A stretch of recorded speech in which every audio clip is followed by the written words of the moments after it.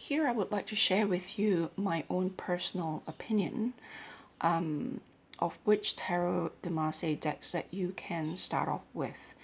I have been asked a few times about which deck a beginner should choose, because there's many arrays of historical decks out there to choose from, and it can get really overwhelming. I know when I first started, it was very, especially when they all look pretty much the same to my new eyes at the time, and also the very robust aesthetic doesn't help. It really, some of them are really quite uninspiring. And so the likes of Flor Noir and the Convert Bandolph deck really was a lifesaver for me at the time. Jean-Claude Flor Noir's decks are really my gateway to Tarot de Marseille, because the aesthetics are a little more in keeping with our modern eyes, I suppose. They're crisp, they are computer generated, computer graphic, and they're not facsimiles, they're redrawings of a variety of older historical pre-Golden Dawn decks, such as the Noblette and the Dodal and the Vieilleville and the various other ones.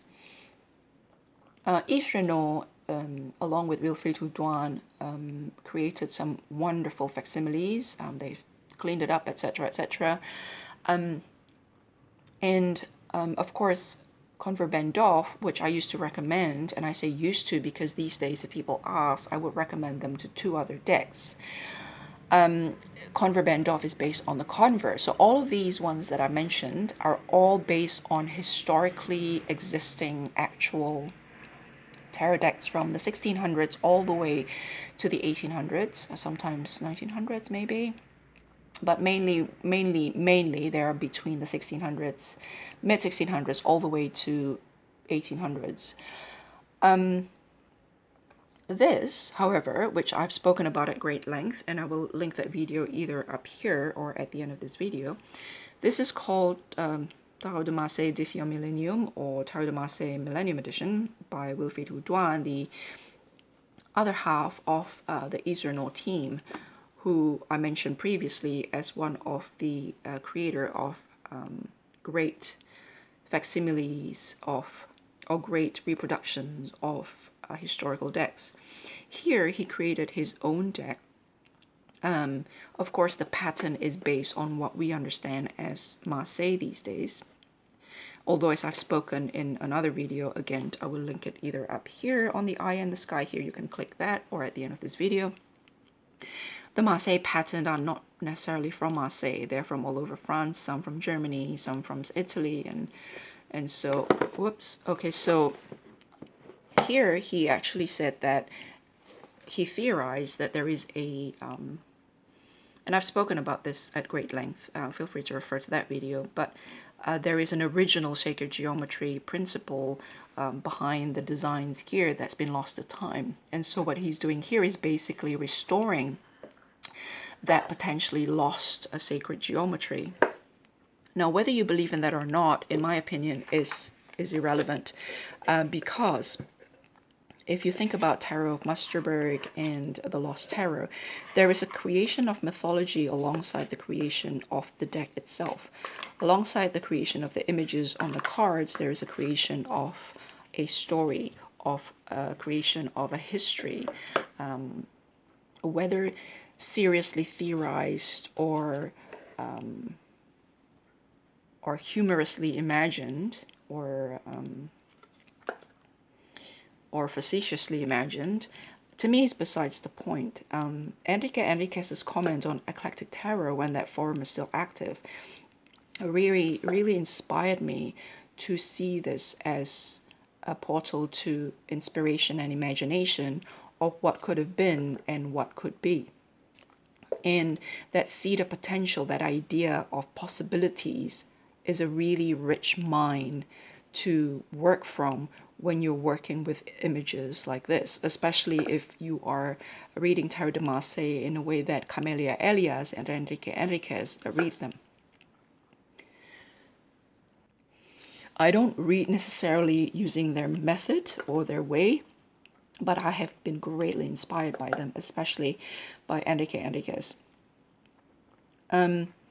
So here we have this idea of a past that potentially was lost to time, that if somebody had been willing to throw money and time at the carvers, at carving these images on wooden blocks, at printing them, at quality controlling the colors and everything, if Terra de Marseille wasn't created in a haphazard, quick and dirty way that most seem to have been created, this would have been it. And if there was this idealized, potentially a potential reality that we will never know the truth of, we will never know if it ever existed or not, this would be it. And therefore, what better 21st century Marseille tarot could there be but this one here? And so this is a neutral Terra de Marseille that is not based on one particular historical deck. It's a new creation, and therefore aptly named the Millennium Edition, Terra de Marseille for the Millennium, really. And I could highly recommend this, even though,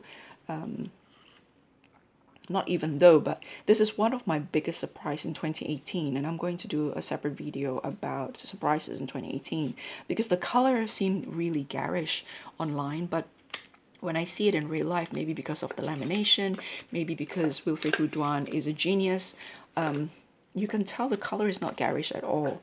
Here, you see it's a bit more garish here, but over here, it's very intense, it's very strong, it's very rich, but it doesn't hurt the eyes. And it is something I've never seen before that I've always wanted to see in tarot decks and just aesthetically in general. Very strong color, very not bright, but really strong and intense without the brightness. And this is exactly what you get. The cardstock is thick and it's light, it's really light. It's very pleasant to shuffle. I don't necessarily think it's the most pleasant to riffle shuffle, but if you overhand shuffle it, it's absolutely lovely. It's very, very matte. And this is a second deck that fly against the theory that for a color to be vibrant, it has to be shiny. This is completely matte and the color is very vibrant, but it's not garish. It doesn't hurt the eyes. And so you see scuffings, and to be expected with matte lamination, especially if you shuffle like I do like this, they rub against each other and they expose bits of shiny patches when the cards are rubbing. But I've spoken about this at great length, about the deck itself. I think I can highly recommend this if you're a beginner, and if the courses or the approach to reading that you take doesn't require you to work with specific historical, a specific historical deck. This is very good. The other one, unfortunately, I don't have here with me, but it is Pablo Robledo's own creation of Terra de Marseille. This isn't it. This is his dodal. This is his take on the dodal. This is his recreation of the dodal. But it has similar coloring. The coloring of his Terra de Marseille, which Tiger's Abyss Zach has a walkthrough of. I still have that deck. It's just it's in storage and it's a mission to retrieve. Once it's in that cabinet that I showed you once upon a time, it's very hard to retrieve. And at the moment, I'm still struggling with storage space in this house, so that's an ongoing battle. And until that is sorted, if I can't find it, it usually takes days before I can find them. So the Terra de Marseille created by Pablo Robledo has this kind of coloring where it has this ecru sort of broken white in the background, and the primary colors are very neon-like. So it's not to everybody's aesthetic, but if it's your kind of coloring and aesthetic, I can highly recommend that as well. So those are two. This is a stand-in for Pablo Robledo's creation, which is a combination of a variety of different historical decks. This is his Dodal, so it's a different deck. Again, link to Tiger's Abyss, Zach's walkthrough of Pablo Robledo, Terra de Marseille. I will link either down below or up here. And that is my 2018 current latest recommendation for Terra de Marseille beginners. If you are not keen, or if you do not need a specific historical deck to work with, and if you want a quote-unquote neutral Tarot de Marseille that is not a copy, a reproduction, or a facsimile of an existing Tarot de Marseille from the 1600s up to the 1800s. I'll talk to you guys later. Bye.